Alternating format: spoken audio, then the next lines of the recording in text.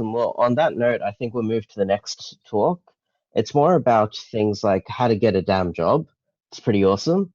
We're going to have Ricki Burke, a really good friend of mine, and one of the most beloved recruiters in the infosec Asia Pacific community. He's extremely active, and he actually goes to a majority of all the Sec Talks events and 2600 events and things like that. He's actually been published inside the 2600 Hacker magazine, and I run a meetup alongside him called AllSec within Melbourne, which is all about security. So, hacking your resume with Ricki. Let's get started. Thank you for the intro, Sajib. Or sorry, Prodigy SML. All right, let's get these slides up.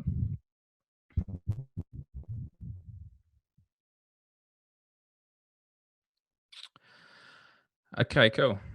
So can we see that okay? No screen share yet. You just need to share screen on the Zoom for the slides to come up. Sorry, hang on. That would help.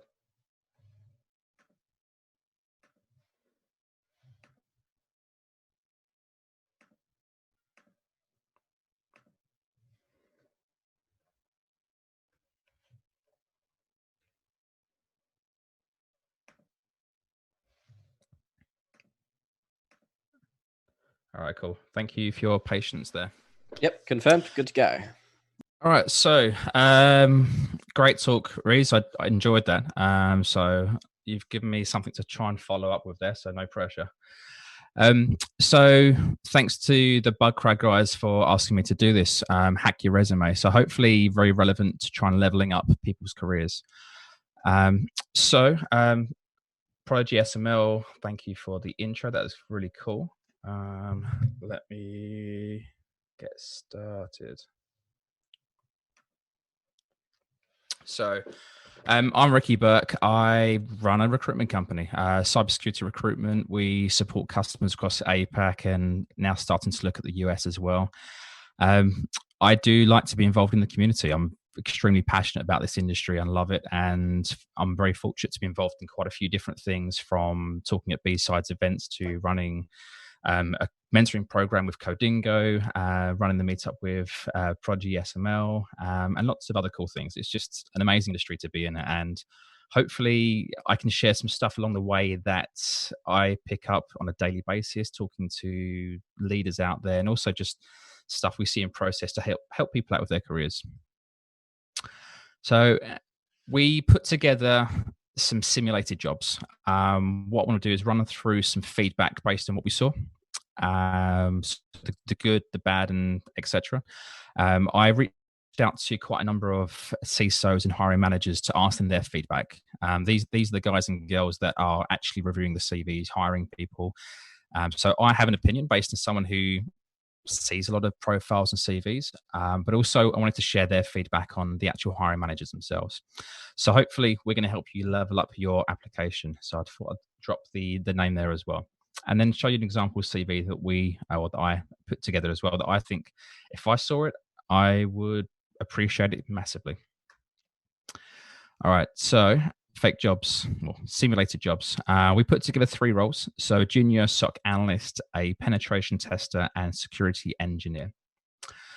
These are the results from those applications. And I just want to say, first of all, thank you so much to all the people that took the time to do that. So you certainly didn't have to participate in this process. This was,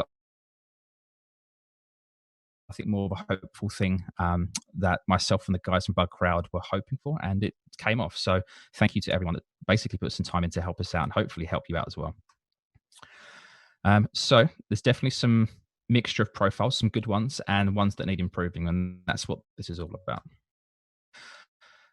So this is where the profiles or the applications actually went. So we saw, for me, not surprisingly, the vast majority going to the pen testing role. What was surprising is that it was only 47%.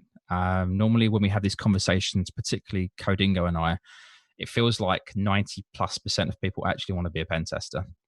So it's interesting to see more of a balance there. But again, not too surprising that majority are pen testing.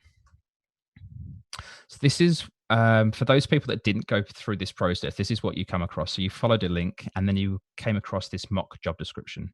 So the typical sort of thing you would see if you're applying for a role online. So roles, responsibilities, requirements, and desirable skills. Put your details in, upload your CV, and away you go. And again, thank you to I think it's plus 50 people that participated. So it's awesome. Now, this small thing here, this area, the cover letter or free type, this for me is massive. And it was more of a test when they're applying for a role, they have the opportunity to basically upload something. So a cover letter, something accompanying your profile. This is the percentage of people that did do a cover letter. So 35%. So honestly, well done to those people that did. So the first reason why I like a cover letter, and maybe it's a bit of an old school thing, but something, is because it's your first opportunity to make an impression. It's the first opportunity to really highlight your skills, and you can actually tailor it to the role. So a lot of people will have a generic CV that they'll attach to every single job application. But with a cover letter, you can make it personalized. You can tailor your approach. So this is an example of one of those cover letters that we received. So I've highlighted it in yellow. So this was a cover letter for one of the engineering roles, or the engineering role. And the yellow bits there, they've specifically highlight, at least the first paragraph, information that relates to the role. So the smart thing to do is look at the job description and look at those key experiences, those key requirements. If you can then show that in the cover letter, the person very quickly going to identify, yeah, you actually have some relevant skills. I'm going to keep reading. I want to get to know this person. The other things I've highlighted down below in yellow about volunteering and communication and presentation skills. Whether we like it or not, most roles in IT and security these days, they do require communication skills. They need you to communicate internally, externally, or whoever it is. So even if you're, and again, relating to Ree's last talk about the reports, the quality of a report matters, whatever you're doing. And then also the volunteering. People like people contributing back to the community. So cover letter, first impression, you can gain a competitive advantage. So those 35% of people that did add the cover letter, they then had the chance to make a first impression and also tell the reader again why they're relevant for the role, what skills they have. And that is without the other people, the 65%, having had the opportunity to even get to know them yet. So help yourself stand out. And again, as somebody who received a lot of profiles and stuff like that, I really recommend it. So an interesting question, and I've done some research on this, and thanks Google. How long do we actually have when it comes to reviewing CVs? So apparently, according to Google, it's between 6 and 8 seconds. That's how long people's CVs are reviewed for. I'm surprised if it's that short, but I wouldn't be surprised if it's much longer, maybe 30 seconds or maximum 60. So really, you need to capture someone's interest, their imagination. The quicker you can do that, again, they're going to read on, they're going to want to get to know you. And how many pages should a CV be? So this is the result from those applications that we had. So over 10% of those were 4 pages plus. Nearly 40% were 3 pages. And as we can see, 1 and 2 pages, around 50%. Based on all the conversations I have, I think maximum should be around 2 pages. And if you are quite junior or not experienced, then you don't need more than a page. And I have seen, once I did see a white paper that was 120 pages long. Someone used that as their CV. No one is going to read this stuff. Think of a CV as a gateway. It's your personal marketing material. You just want to capture someone's interest enough to show, yeah, you can do the role, and they want to get to know you better. They can dig into the details in terms of the technicals and stuff like that in the interview itself.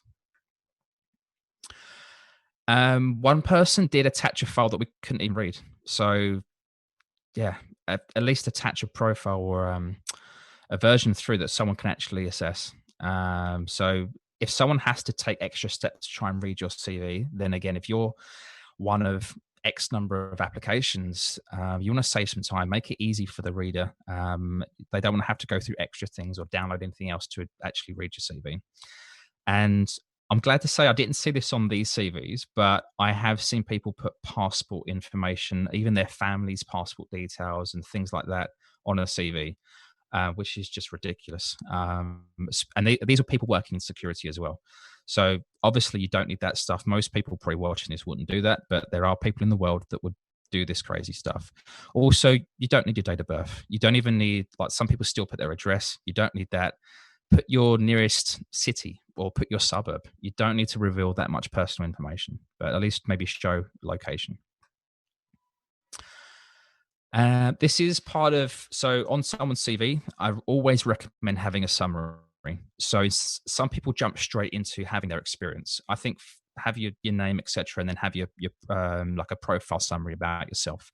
Again, this could be a version of a cover letter, but it's a very short way to tell someone who you are, what you're about, what experience you have, and why you're right for this role. And this person, for me, I've really enjoyed reading the first part. The second part, no offense if you're seeing this, but you can do a few tweaks and you'll have a really good cover letter. But the first part I loved. It gives us an insight in terms of why security. And I think a lot of people can relate to, they got hacked. And this shows that they've got a curious nature. They've picked up some technical skills. I can't see why a hiring manager would not like this information here. It's a good story. The second part I've highlighted, not so good. This is my opinion, but again, my opinion is based on the many conversations I have with hiring managers. So I'm 3 times faster than a normal person and thinking more. People they want skilled people. They want smart people, but they also want people that are also humble as well.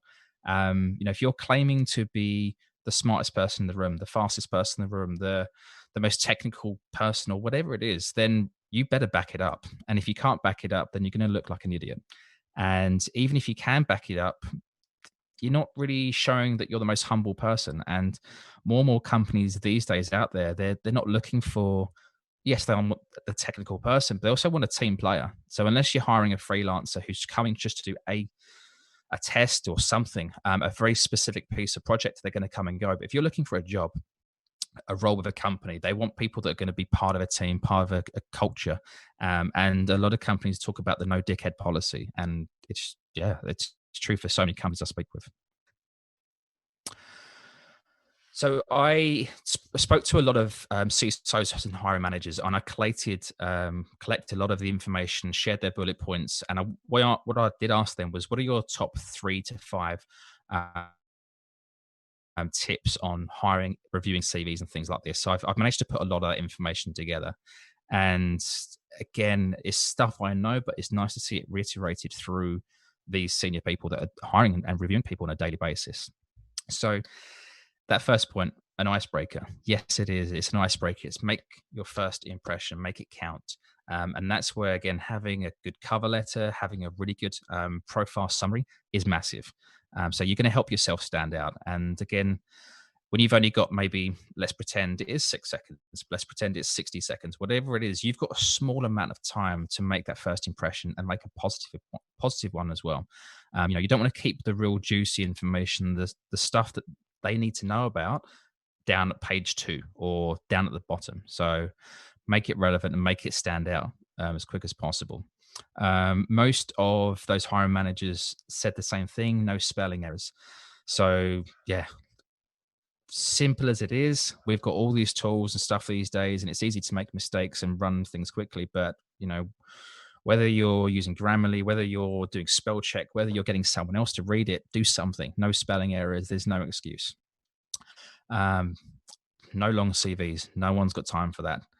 So no one's going to read a CV that's word for word, 8, 10, 12 pages long. I love this comment here. So don't have lots of words, beautiful words, best words. So that was someone quoting POTUS there. Yeah, it's true. And again, get to the point. And the last one, and I ran a workshop a few weeks ago for another conference, and did the same sort of thing, asked lots of hiring managers about things. And one of the things they always wanted to see was outcomes. So describe what was accomplished. You can use metrics, fantastic, but you want outcomes. Where you can show you personally made a difference. That's what it's about. Because you can have the same job. Someone could be, for argument's sake, a penetration tester or sys engineer or sysadmin or system engineer, whatever it is. They can have the same job title at 2-3 different companies, but the role per company can differ so much. So it's not about the roles and responsibilities, but it's about what you achieved in that role. So if you can help highlight what you personally did, then it's going to help you stand out more. People like problem solvers, and offensive security people are very much part of that. So demonstrate that through examples and experiences. Someone else suggesting a CV should be 2 pages. This person is a CISO of a leading company in Australia, and they got 25 years and they've only got 2 pages. So what a short CV also does, it shows your ability to communicate and articulate information and condense it down. So being able to choose and cherry pick the right information is a skill in itself as well. So if you can do that, then that goes for you. And about data dump, too many CVs I see, they're 5, 6, 7, 8 pages long. Someone is experienced, they've gone through I don't know how many jobs in their career, and all they're doing is every time they get a new job, they're just bolting on the next part. They're copying the job description or the roles, responsibilities, copy and paste, and then suddenly you've got lots of pages. And not enough people, I think, when they're going for a new role, actually take the time to refine their CV, because information that you put out there a job that you did 10 years ago isn't as relevant as it is now. So you can still have the role there, but maybe just you don't need everything. Choose the information that's relevant for the role that you're going for. I love this. It is so true. Even if you're entry level, don't have much experience, you've got plenty to offer. You can demonstrate things. So again, being involved in an event like this, going to other meetups, conferences, these are things that should be on your CV. That not enough people actually put this stuff on there. I helped someone out recently who, I don't want to give away too much information, but let's just say they're very involved in the security community. And when I saw their CV, they were not doing themselves justice.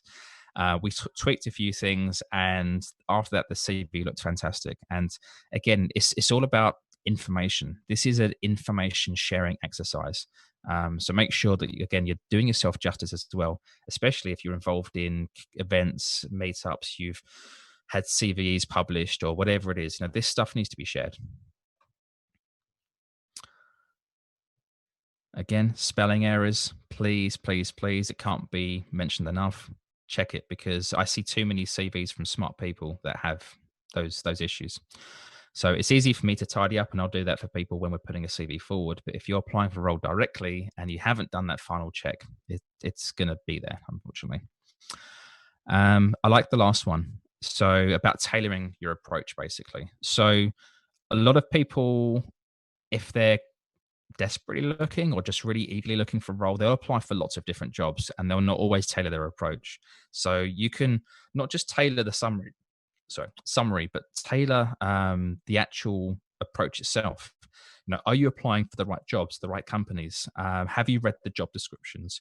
Are you contacting the companies directly for this information? So you can be very specific about how you do things, rather than a shotgun approach where people will complain they've applied for 50 roles, they've got no feedback, but sometimes they're not always applying for the right role.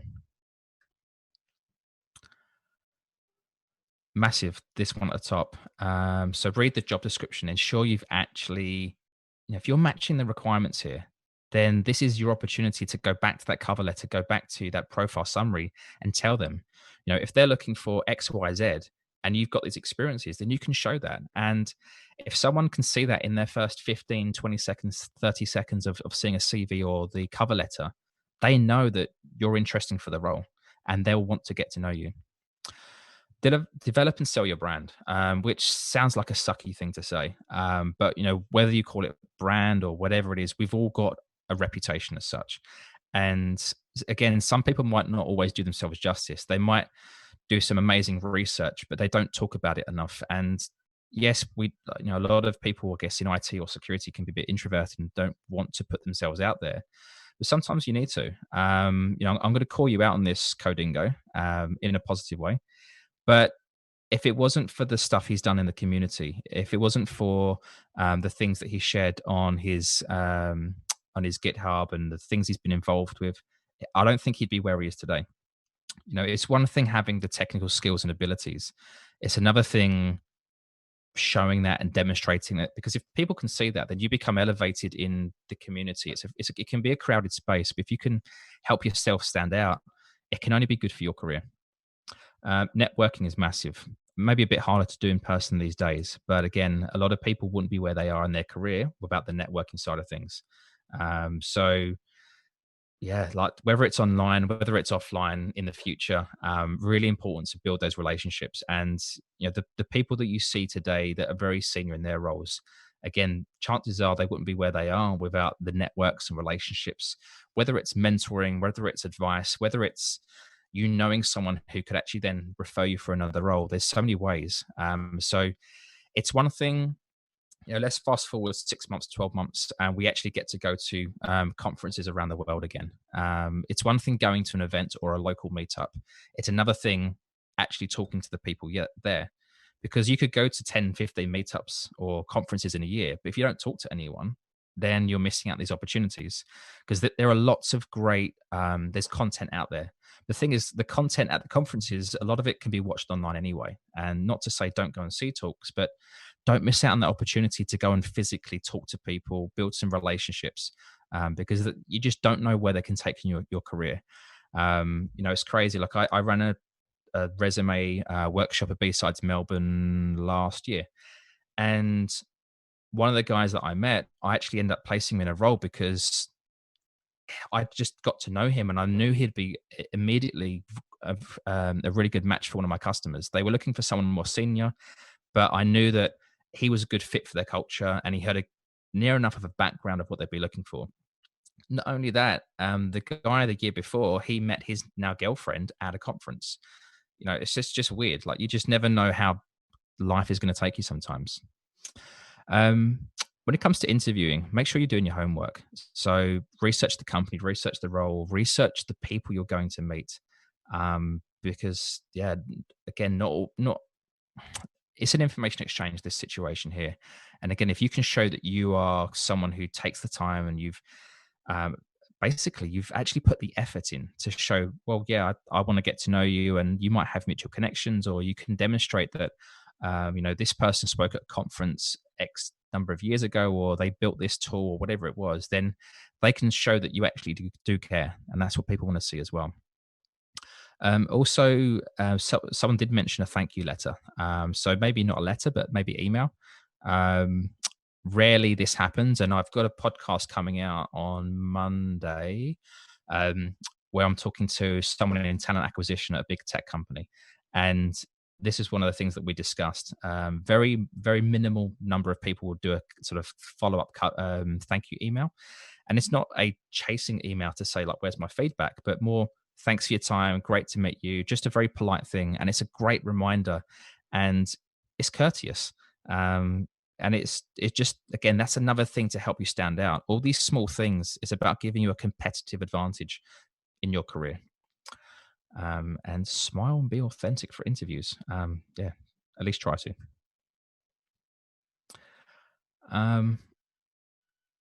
And this goes back to doing your research. The last part being there about a little flattery. So, a personal message. Now, let's put yourself in a hiring manager's position. Let's pretend you did some research a few years ago that went down pretty well in the community, or maybe you, again, built a tool or whatever it was, and someone took the time to send you a message to say, hey, such and such, I applied for this role.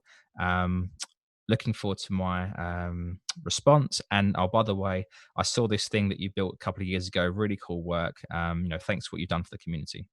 It might sound cheesy, but again, it's another small thing to make you stand out, and hopefully it might open up some conversations.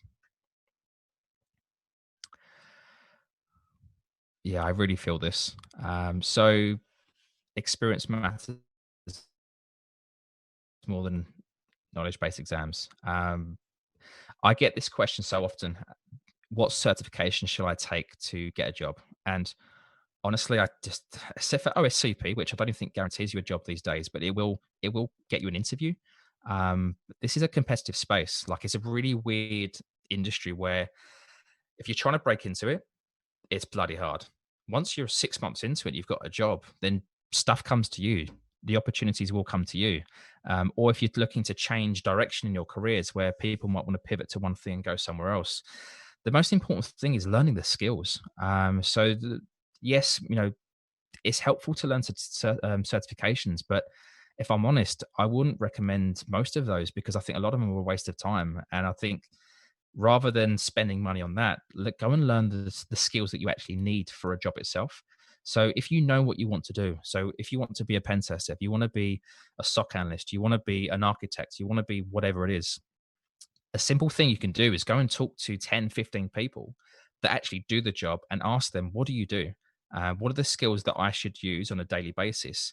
And then reverse engineer it, learn those skills. And then when you're applying for these roles, you can then say to these hiring managers in your cover letter or your profile summary, right now I'm a sysadmin, but I want to become a penetration tester. And these are the actions that I'm doing about it. So it's all about demonstrating, one, that you've actually got a good attitude, but you're actually learning these things, because the closer you are to basically doing the job or having the skills, the closer you are to actually getting the job itself.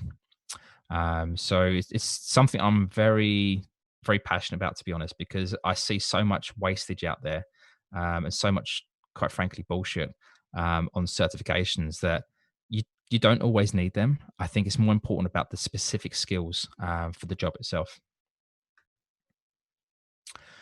So this is my summary of CV advice or resume advice. So you need a clear, relevant opening. Make it concise, make it informative. Tell the reader who you are, what you're about, etc. This is all about the information. So this is the information exchange I'm talking about. If you can show examples, if you can show outcomes, then that's massive. Show business outcomes, because that's what businesses care about. What impact did you make to an organization? And that can be in many different ways. You don't need a long CV, 1 to 2 pages, which is, honestly, I know it's hard to do. And I hate formatting CVs. They're a pain, but we need them. It's our personal marketing material. And quite frankly, unless you're a known person and someone's approaching you for a role, then you need to get this done. There's a couple of really good tools that I've seen. So Novo Resume, if I'm honest, I haven't used it, but I've seen a few people use it and the CVs come through, and I think they look good. So yeah, happy to recommend that. One that I've used, and I'll share a CV of an example that I did myself, is Canva. They've got absolutely loads of templates, and it's a really easy way, once you get your head around how to use it, a really great way to actually make your CV stand out. And please, please, please check your grammar, or at least get someone else to do. So it's easy to do this stuff if you have the experience. But let's pretend you're a student, or let's pretend you're trying to pivot from one role to another and you don't have maybe much experience that's relevant for the role. There's still plenty of stuff you can do to add to your resume. I know loads of students that have landed their first job, good roles in pen testing companies, because they've done these sort of things. So not enough people highlight the interesting stuff they've been up to. So whether it's you've done security research, whether it's your blogs that you have, whether it's, again, your GitHub account and you've contributed to loads of repositories, or you built some stuff and put it on yourself, your Bugcrowd profile, these are things that you could be putting on your CV. This demonstrates that you're self-learning. The vast majority, and I can't even think of many people, but most hiring managers, what they want from their future employees are curious people, self-learners, people with a good attitude. Because the reality is the technology that we know now is going to look very different in 2-3 years' time. So the stuff that you're messing around with will change.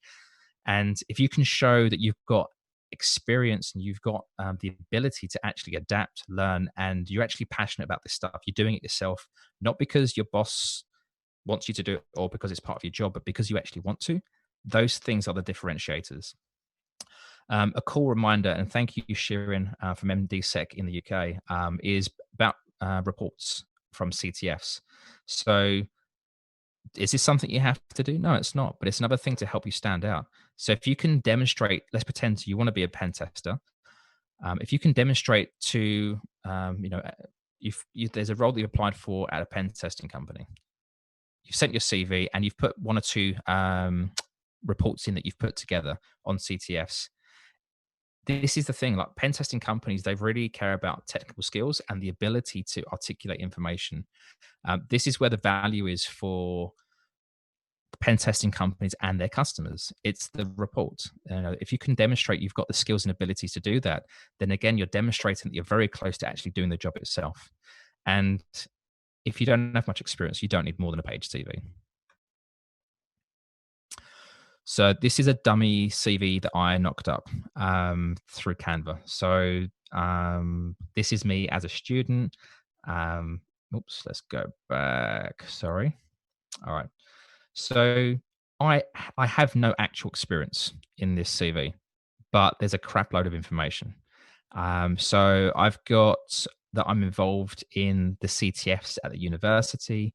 I'm showing some technical skills that I've got. I put my GitHub profile on there, some courses that I've been doing, my education, conferences and meetups outside of education. Because look, whether you're a rookie or whether you're an experienced person, the stuff you do outside of your work or education is massive. And this is not enough people actually put this information on their resume.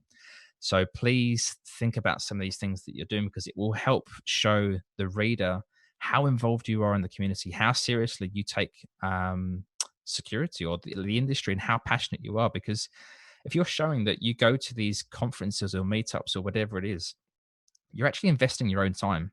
Now, this is massive. It's, you can't determine through your company that you work for or through the education that you have or the university that you have, what you're learning or what you're working on. But it's outside of work. That shows where your interests are. So if you can share that, that's really valuable information. And again, I've got a bit of a sort of personal profile there. Nothing too spectacular, but this would be enough for me to be very interested in and have a conversation with someone.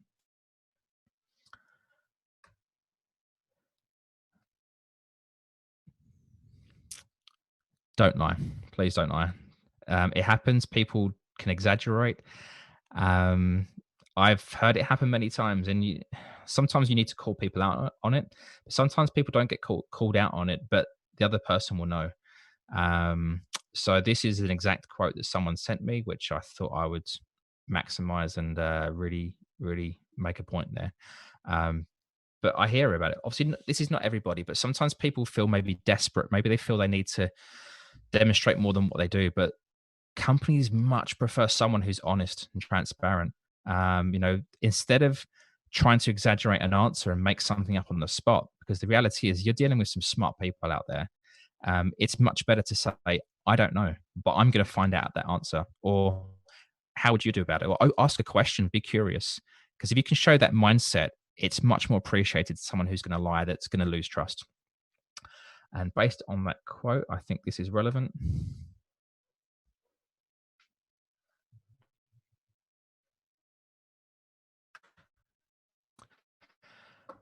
And awesome.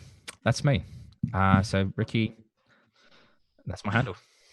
Love it. I guess I should back up some of what you're saying, given our history. For context, I spoke to Ricki when I was looking at transitioning to a pen tester. I'd just been told by a different recruiter, hey, it's going to take you 5 years. You've got to do this SAN cert, and you've got to do this and all of that.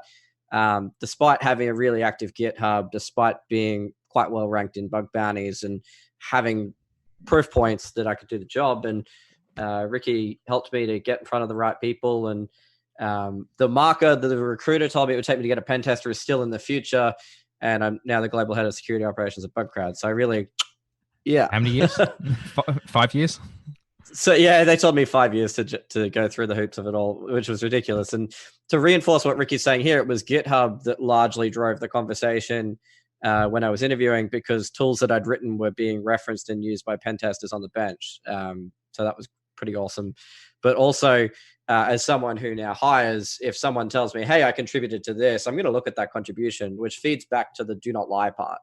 Like if you come and you say, hey, like I contributed to Spiderfoot, I go look at Spiderfoot and it's this pretty benign thing. Like, you know, you've just put a couple of full stops on something so you could say you contributed. That's actually going to go against you, not with you. So contributions matter. Make sure they're quality. And yeah, I think we've got some questions, James, if you want to jump in with that. Yeah, so one that came through from the Discord chat, Ricki, was what are your thoughts about putting certification badge images on your resume? Are they distracting or a good way to draw attention, or the badges? Yeah, so like maybe the OSCP logo, or I hate it, to be honest. Yeah, I just think it takes up unnecessary space, and I do see a lot of CVs where people have all the letters after their name, or it just looks like a big alphabet on their CV. I think have a section for it. I think highlight the stuff, but don't lead with that information. Basically, you don't want people to think you're just someone who's gathering certifications for the sake of it. Yeah, that certainly makes sense. Yeah, if that helps. Totally agreed. And I think it's also, you know, you don't need certificates. I didn't have any certificates when I became a pen tester. Certificates are for customers. What you know and how you prove it is to get the job. Yeah. You will be expected to get the certificate, so when they talk to a customer, they can say all of our people are CREST certified or all of our people have OSCP. But that's not the barrier to getting the job. And if there's a key mistake I see people make time and time again, it's they spend so long prepping for the OSCP and not getting started. And they also see that as the barrier to them actually getting into the industry. And it's far, far better to go, okay, I'm going to network. I'm going to go to these meetups. I'm going to go to these conferences and start seeing where you really land based on what you know, so you can round yourself out better. Yeah, I agree.